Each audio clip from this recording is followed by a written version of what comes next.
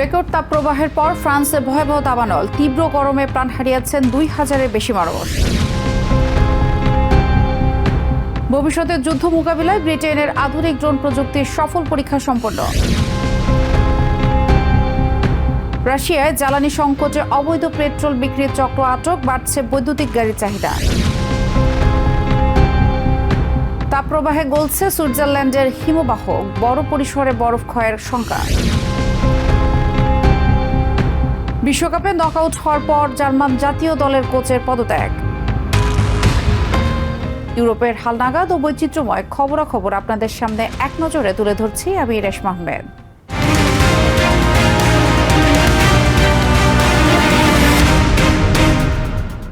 Europe জুড়ে record পরিমাণ গরমের পর এবার ফ্রান্সের দক্ষিণাঞ্চলে ভয়াবহ আকারে ছড়িয়ে পড়েছে দাবানল। তীব্র বাতাস এবং চরম শুষ্ক আবহাওয়ার কারণে আগুন দ্রুত পর্যটন এলাকাগুলোতে ছড়িয়ে যাচ্ছে। পরিস্থিতি নিয়ন্ত্রণে আনতে ইতোমধ্যে ৩,০০০-এর বেশি পর্যটক ও স্থানীয় বাসিন্দাকে নিরাপদ জায়গায় সরিয়ে নেওয়া হয়েছে। জুনের শেষ সপ্তাহে টানা ১১ দিনের মাত্রা অতিরিক্ত গরমে দাবানলের পরিধিকে বাড়িয়ে তুলছে। এদিকে ফ্রান্স কর্তৃপক্ষ জানিয়েছে, চলতি তাপপ্রবাহে দেশটিতে এরই মধ্যে ২,০২৫ জনের মৃত্যু হয়েছে। দক্ষিণ ফ্রান্সের উপকূলীয় এলাকা এখন আগুনে পুড়ছে। ভূমধ্যসাগরীয় অঞ্চলের তীব্র বাতাস এবং বনের শুষ্ক গাছপালার কারণে আগুন দ্রুত লোকালয়ে পৌঁছেছে।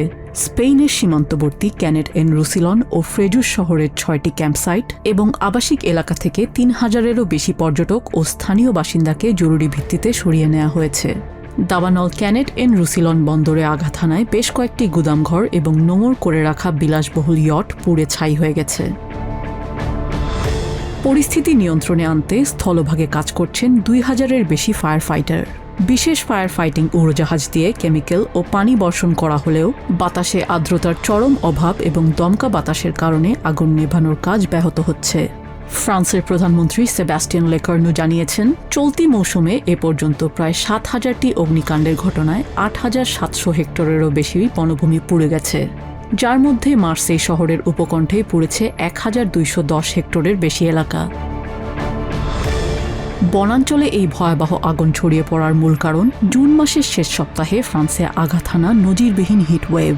টানা ১১ দিন ধরে চলা এই তাপপ্রবাহে অনেক স্থানেই তাপমাত্রা ১০৪ ডিগ্রি ফারেনহাইট ছাড়িয়ে যায়। দেশটির স্বাস্থ্য মন্ত্রণালয়ের সবশেষ তথ্য অনুযায়ী ২২ থেকে ২৮ জুনের মধ্যবর্তী সময়ে স্বাভাবিকের চেয়ে ২,০২৫ জন অতিরিক্ত মানুষের মৃত্যু রেকর্ড করা হয়েছে। এর মধ্যে সবচেয়ে ভয়াবহ অবস্থা রাজধানী প্যারিস ও এর আশেপাশের অঞ্চলে, যেখানে মৃত্যুহার ১ লাফে ৬২% বেড়েছে। সংকটের তীব্রতা কেবল ফ্রান্সের ভেতরেই সীমাবদ্ধ নেই। বিশ্ব আবহাওয়া সংস্থা WMO সতর্ক করেছে, হিট ডোম বা তাপ বলয়ের কারণে পুরো পশ্চিম ইউরোপের বনাঞ্চলগুলো এখন চরম অগ্নিঝুঁকিতে রয়েছে। ফ্রান্সের ওডি প্রশাসনিক অঞ্চল থেকে শুরু করে প্রতিবেশী স্পেন এবং পর্তুগাল সীমান্ত সংলগ্ন বনাঞ্চলগুলোতেও দাবানল দ্রুত ছড়িয়ে পড়ছে। এই বিস্তীর্ণ অঞ্চলের তীব্র পানির সংকট ও খরা পরিস্থিতি আগুনকে আরও বাড়িয়ে দিচ্ছে। ফ্রান্সের আবহাওয়া অফিস সতর্কবার্তা জারি করেছে যে আগামী সপ্তাহে দেশটিতে আরও একটি তীব্র তাপপ্রবাহ আঘাত হানতে পারে, যেখানে তাপমাত্রা ১১২ ডিগ্রি ফারেনহাইট পর্যন্ত পৌঁছানোর আশঙ্কা রয়েছে। বৃষ্টির কোনো পূর্বাভাস না থাকায় দক্ষিণ ফ্রান্স সহ পুরো ভূমধ্যসাগরীয় উপকূলীয় অঞ্চলের এই পরিস্থিতি আগামী দিনগুলোতে আরও বিধ্বংসী রূপ নিতে পারে বলে আশঙ্কা করা হচ্ছে। নিজিয়া জামি, TVN24 নিউজ ডেস্ক। ভবিষ্যতে যুদ্ধ মোকাবিলায় সমুদ্র থেকে নিখুঁত আঘাত হানতে সক্ষম অত্যাধুনিক ড্রোন পরীক্ষা করেছে ব্রিটেনের রয়্যাল নেভি। শুক্রবার প্রতিরক্ষা মন্ত্রণালয় থেকে প্রকাশিত এক ভিডিওতে একটি যুদ্ধজাহাজ থেকে সফলভাবে ড্রোন উৎক্ষেপণ করতে দেখা যায়। এই পরীক্ষাকে একটি হাইব্রিড নৌবাহিনী গড়ে তোলার ক্ষেত্রে বড় মাইলফলক হিসেবে দেখছে ব্রিটিশ নৌবাহিনী। সম্প্রতি প্রধানমন্ত্রী কিয়ার স্টারমার দেশের সামরিক বাহিনীকে আধুনিকায়ন করতে ১৫ বিলিয়ন পাউন্ডের অতিরিক্ত বাজেট বরাদ্দ দেওয়ার ঘোষণা দেন। এই মহাপরিকল্পনার আওতায় শুধু ড্রোন এবং স্বয়ংক্রিয় প্রযুক্তির পেছনেই ৫ বিলিয়ন পাউন্ড ব্যয় করবে ব্রিটেন। ২০৩০ সালের মধ্যে রাশিয়া যে কোনো নেটো দেশে হামলা চালাতে পারে। সামরিক কর্মকর্তাদের এমন সতর্কবার্তার পরই সশস্ত্র বাহিনীকে যুদ্ধের প্রস্তুতি রাখতে এই বিশাল বিনিয়োগের সিদ্ধান্ত নিয়েছে 10 ডাউনিং স্ট্রিট। ইউরোপিয়ান ইউনিয়নে যোগ দিতে হলে ইউক্রেনকে তার অতীত ইতিহাসের মুখোমুখি হতে হবে বলে স্পষ্ট জানিয়েছেন পোল্যান্ডের প্রধানমন্ত্রী ডোনাল্ড টাস্ক। দ্বিতীয় বিশ্বযুদ্ধের সময় ইতিহাসের বর্বরোচিত ভলোহিনিয়া হত্যাকাণ্ডে পোল্যান্ডের প্রায় 100,000 মানুষকে হত্যার অভিযোগ করেছে ইউক্রেনিয়ান জাতীয়তাবাদীদের বিরুদ্ধে। সম্প্রতি ওই হত্যার সাথে জড়িত একটি সশস্ত্র গোষ্ঠীর নামে ইউক্রেন একটি সামরিক ইউনিটের নামকরণ করায় দুই দেশের সম্পর্কে উত্তেজনা দেখা দেয়। এর জেরে প্রেসিডেন্ট ভলোদিমির জেলেনস্কির পুলিশ রাষ্ট্রীয় সম্মাননা ফিরিয়ে নেন পোল্যান্ডের প্রেসিডেন্ট। রাশিয়া আক্রমণের পর থেকেই দুই প্রতিবেশীর মধ্যে এটি সবচেয়ে বড় কূটনৈতিক সংকট।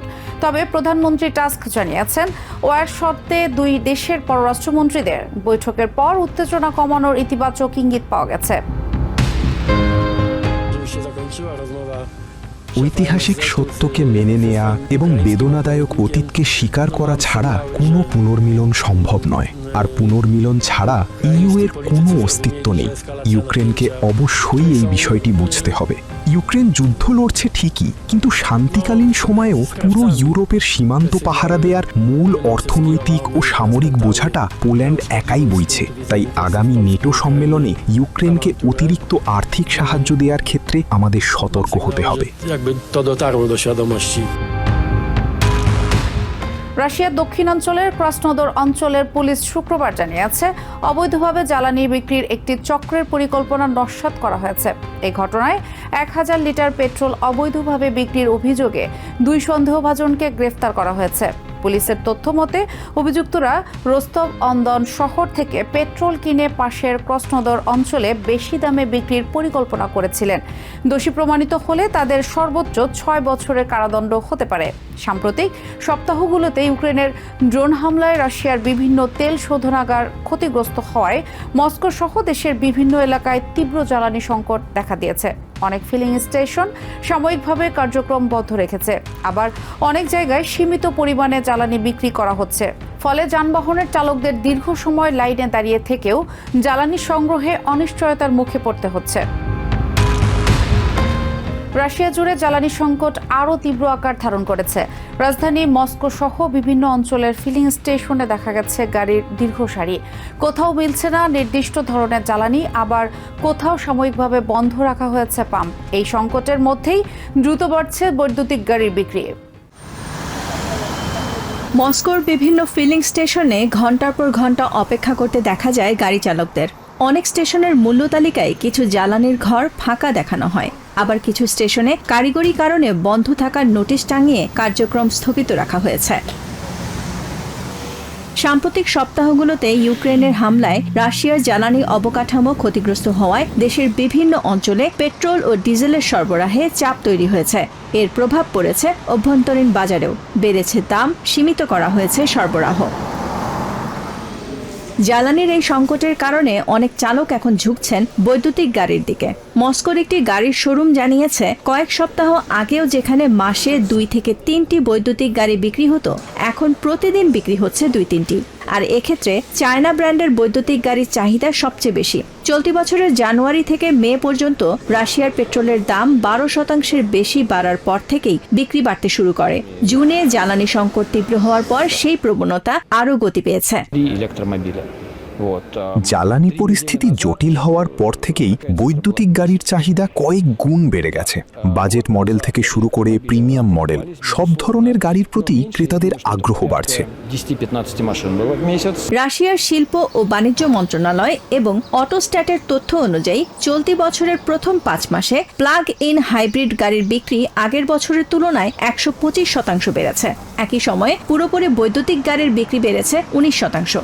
যদিও রাশিয়ার বিশাল ভৌগোলিক বিস্তৃতি, তীব্র শীত এবং সীমিত চার্জিং অবকাঠামো এখনও বৈদ্যুতিক গাড়ির প্রসারে বড় বাধা হয়ে রয়েছে। বর্তমান পরিস্থিতিতে বৈদ্যুতিক ও হাইব্রিড গাড়ি কিনে আমি স্বস্তিতে আছি। জ্বালানির জন্য আমাকে কোনো সমস্যায় পড়তে হয়নি। আমি শহরের বাইরে থাকি, বাসায় নিজস্ব চার্জিং স্টেশন আছে, তবে মস্কো শহরে চার্জ দেয়া এখনও বেশ কঠিন। বিশ্লেষকদের মতে রাশিয়ার মোট গাড়ি বিক্রির মাত্র 4.3% এখনও বৈদ্যুতিক ও প্লাগ ইন হাইব্রিড। তবে চলমান জ্বালানি সংকট দীর্ঘায়িত হলে এই সংখ্যা দ্রুত বাড়তে পারে বলে ধারণা করা হচ্ছে। Nahid Sihan, TVN24 news desk. মোনাকোতে ধনী ব্যবসায়ীর ওপর বোমা হামলার ঘটনায় পুরুষ সেজে থাকা এক ইউক্রেনিয়ান নারীকে মূল সন্দেহভাজন হিসেবে শনাক্ত করেছে কর্তৃপক্ষ। শুক্রবার ডেপুটি প্রসিকিউটর জানান ৩৯ বছর বয়সী আনাস্তাসিয়া বেরেজোভস্কা নামের ওই নারী হামলার সময় ছদ্মবেশ ধারণ করেছিলেন। গত সোমবার একটি ভবনের সামনে পার্সেল বোমা রেখে দুর্নিয়ন্ত্রিত ডিভাইসের মাধ্যমে বিস্ফোরণ ঘটান তিনি। এতে ইউক্রেনিয়ান বংশোদ্ভূত এক ব্যবসায়ী, তার সঙ্গী ও সন্তান আহত হন। হামলার পর সিসিটিভি ফুটেজে তাকে কালো হ্যাট ও টপ পরা অবস্থায় দেখা গেলেও পরে তদন্তে তার পরিচয় নিশ্চিত হয়। মোনাকো পুলিশের ভাষ্য, হামলার ধরন দেখে মনে হচ্ছে ওই নারী একা নন, বরং এই ষড়যন্ত্রে আরও কেউ জড়িত আছে। ইন্টারপোল ওই নারীর বিরুদ্ধে রেড নোটিশ জারি করেছে। তিনি বর্তমানে জার্মানির ফ্র্যাঙ্কফুর্টে অবস্থান করছেন বলে নিশ্চিত করেছে বিচার বিভাগীয় সূত্র। জলবায়ু পরিবর্তনের প্রভাব দিন দিন আরও স্পষ্ট হয়ে উঠছে। অস্বাভাবিক তাপপ্রবাহের নির্ধারিত সময়ের প্রায় ৩ মাস আগেই শেষ হয়ে গেছে সুইজারল্যান্ডের হিমবাহে জমে থাকা শীতের তুষারের মজুদ। বিজ্ঞানীরা বলছেন, এতে ২০২৬ সালেও দেশটির হিমবাহগুলোতে রেকর্ড পরিমাণ বরফ গলার আশঙ্কা তৈরি হয়েছে। সুইস আল্পসের রোন হিমবাহে গবেষণা চালানো বিজ্ঞানীরা জানিয়েছেন ২৯ জুন এই বছরের গ্লেশিয়ার লস ডে পার করেছে সুইজারল্যান্ড। অর্থাৎ শীতে জমে থাকা সব তুষার গলে গেছে এবং এখন থেকে গলতে শুরু করবে বহু দশক, এমনকি শতাব্দী ধরে জমে থাকা পুরনো বরফও। এবছর কম তুষারপাত এবং মে ও জুন মাসে টানা দুটি তাপপ্রবাহের কারণে এই দিনটি এসেছে ইতিহাসের দ্বিতীয় দ্রুততম সময়ে। ফলে সামনে থাকা পুরো গ্রীষ্ম জুড়ে ব্যাপক বরফ ক্ষয়ের আশঙ্কা করছেন গবেষকরা। This Monday we have just passed the so-called glacial loss day. This day means that we have used up all the snow reserves accumulated during the winter season. It's basically the day or the condition the glacier should be in at the end of the summer, so at the end of September. Now it already occurred at the end of June, which is the second earliest ever. It means we have now 3 months left for melting ice that has been accumulated decades and centuries ago. And this is really a worrying situation, so we will see massive ice losses again in this year 26. রোন হিমবাহের একটি পর্যবেক্ষণ কেন্দ্রে মাত্র 2 সপ্তাহের তাপপ্রবাহেই প্রায় 1.5 metre বরফ গলে গেছে। বিজ্ঞানীদের হিসেবে জুনের এই তাপপ্রবাহে সুইজারল্যান্ডের সব হিমবাহ মিলিয়ে প্রতি 6 সেকেন্ডে একটি অলিম্পিক আকারের সুইমিং পুল ভরার মতো পানি হারিয়েছে। The glaciers are in a very bad state at this time of the year. We've had a winter with little snow. We had first heat waves in May, and now we just come out of a very intense heat wave in June. This means we are almost as critical as in the record-breaking year 2022. হিমবাহের দ্রুত বিলীন হওয়া দৃশ্য দেখে উদ্বেগ প্রকাশ করেছেন পর্যটকরাও। প্রায় 50 বছর ধরে এই হিমবাহ দেখতে আসা জার্মান পর্যটক হ্যারি ব্লক বলছেন, জলবায়ু পরিবর্তনের বাস্তবতা চোখের সামনেই দেখা যাচ্ছে। জার্মানিতে এখনো অনেক মানুষ জলবায়ু পরিবর্তনে বিশ্বাস করেন না। তারা বলেন এটা শুধু আবহাওয়া, কিন্তু এখানে এসে আপনি নিজের চোখেই জলবায়ু পরিবর্তনের প্রভাব দেখতে পারবেন। এটাই জলবায়ু পরিবর্তনের বাস্তব চিত্র। বিজ্ঞানীরা জানিয়েছেন 2025 সালের জুন থেকে এখন পর্যন্ত রোন হিমবাহ প্রায় 8 মিটার বরফ হারিয়েছে। তাদের সতর্কতা, বৈশ্বিক উষ্ণতা ও ঘন ঘন তাপপ্রবাহ অব্যাহত থাকলে সুইজারল্যান্ডের হিমবাহগুলো আগামী বছরগুলোতে আরও দ্রুত বিলীন হবে। Nahid Sihan, TVN 24 news desk. Round of 32-তে প্যারাগুয়ের কাছে হেরে বিশ্বকাপ থেকে বিদায়ের পর কোচের পদ থেকে সরে দাঁড়িয়েছেন জার্মানির জুলিয়ান নাগেলসম্যান। শুক্রবার জার্মান ফুটবল অ্যাসোসিয়েশন DFB এক বিবৃতিতে 38 বছর বয়সী এই কোচের বিদায়ের খবর নিশ্চিত করেছে। 2028 সাল পর্যন্ত চুক্তি থাকলেও বৃহস্পতিবার 3 ঘন্টার এক জরুরি বৈঠক শেষে নাগেলসম্যানের সাথে সমঝোতার ভিত্তিতে পথ আলাদা করার সিদ্ধান্ত নেয় বোর্ড। 2014 সালের চ্যাম্পিয়ন জার্মানির এটি টানা তৃতীয় বিশ্বকাপ বিপর্যয়। ইমেজ এই ধাক্কা কাটিয়ে দল পুনর্গঠনে লিভারপুলের সাবেক সফল কোচ ইয়র্গেন ক্লপের সাথে আনুষ্ঠানিক আলোচনা শুরুর ঘোষণা দিয়েছে ডিএফবি।